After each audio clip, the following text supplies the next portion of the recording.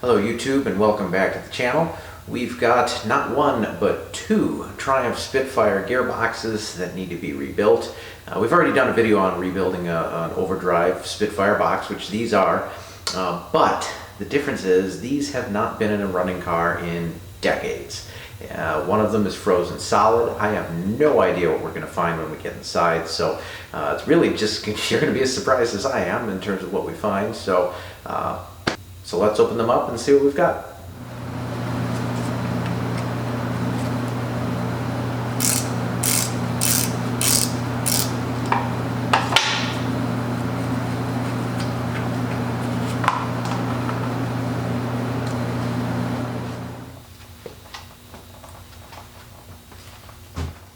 Okay, while it's draining, something that you want to look for, and actually this, I mean, it's dirty, but it doesn't look too terrible. Look for kind of a goldish, copperish color that's in the gear lube when it's drained out. What that's an indication of is that the synchros are worn. It's very easy to wear the synchros in these, especially if you use the wrong fluid. GL4 fluid is required in these gearboxes because of the type of metal the synchro rings are made out of. If you use GL5, I get that there are some GL5 fluids that say they don't hurt yellow metal.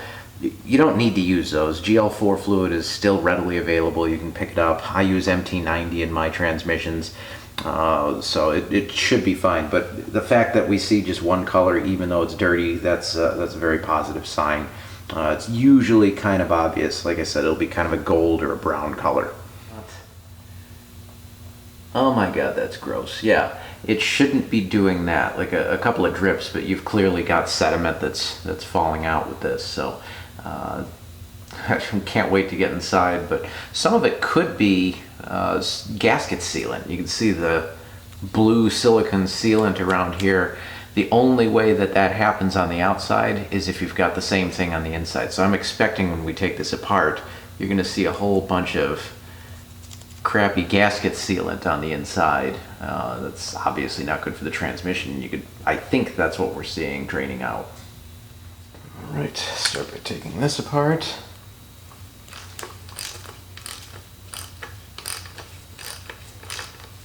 I have a couple of clamps, by the way, securing it to this bench so it doesn't roll off.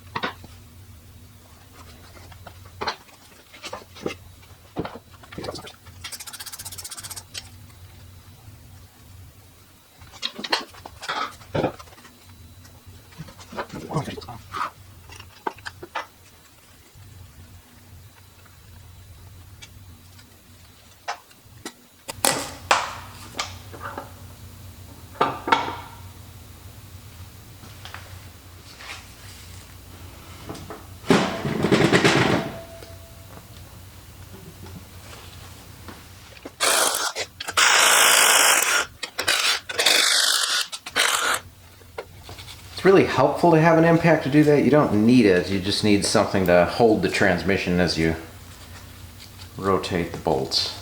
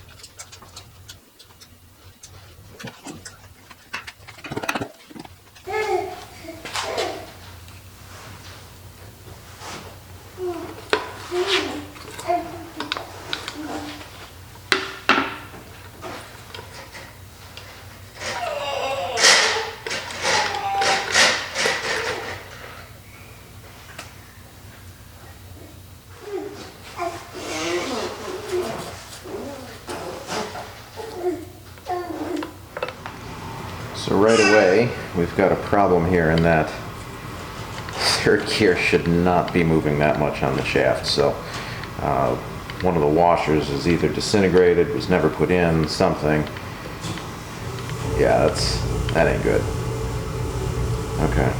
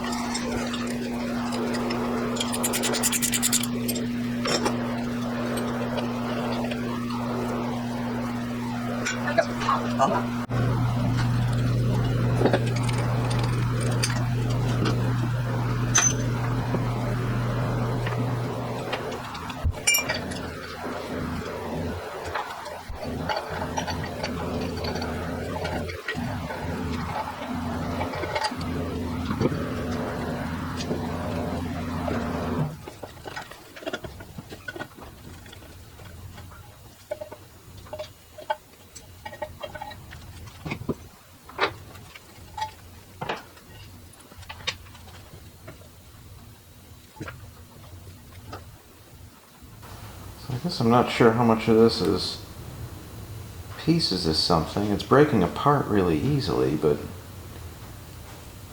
let's see if it's metal.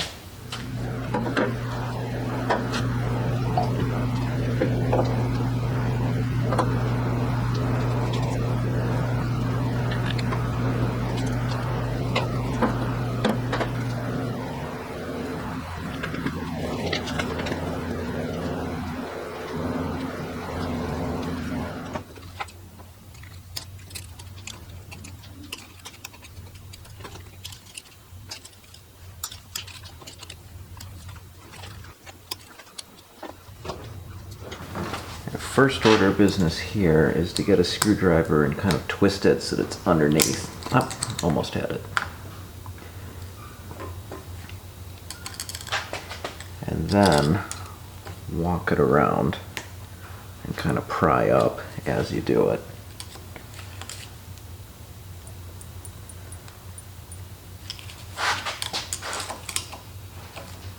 And obviously don't let it slip back down.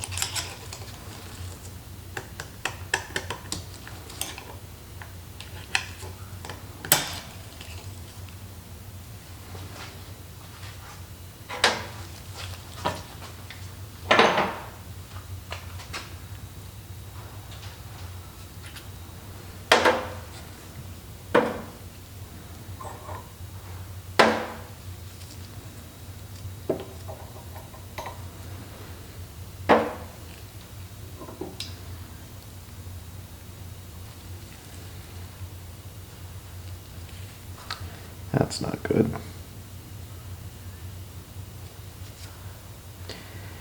Alright, we need to find out where those fragments came from.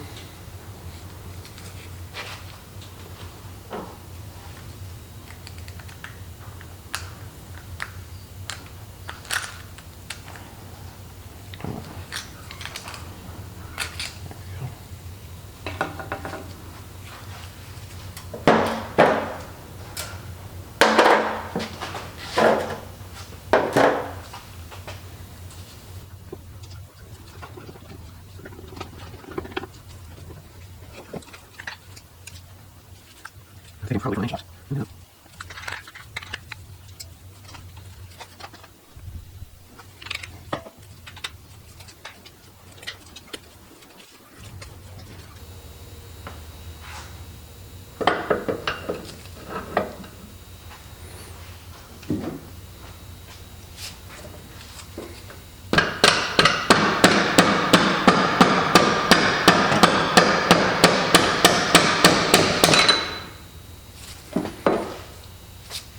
Just to be clear, that should not be necessary. This is supposed to slide right off.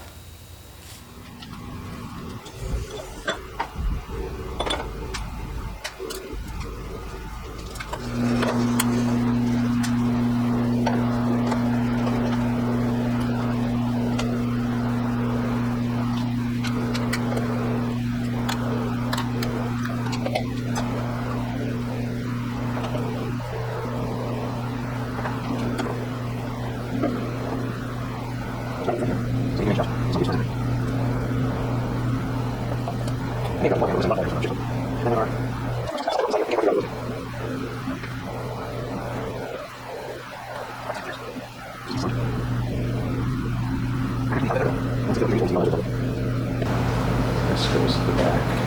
Okay, so main shaft, we got a thrust washer,